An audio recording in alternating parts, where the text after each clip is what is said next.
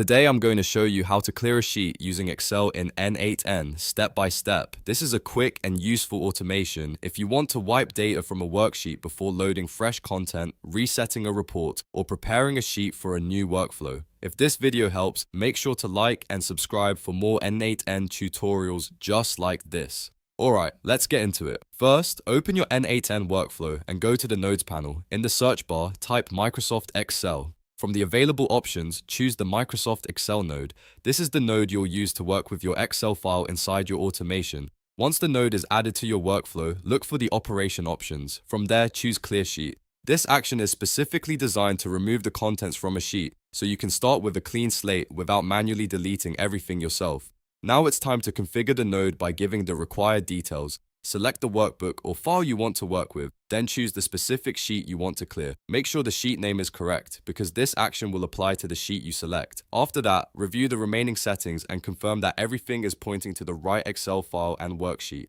Once the details are filled in, your node is ready to run. When you execute the workflow, N8N will clear the sheet automatically based on the configuration you provided, and that's it. You've now learned how to clear a sheet using Excel in N8N. If this was helpful, hit the like button, subscribe for more tutorials, and I'll see you in the next one.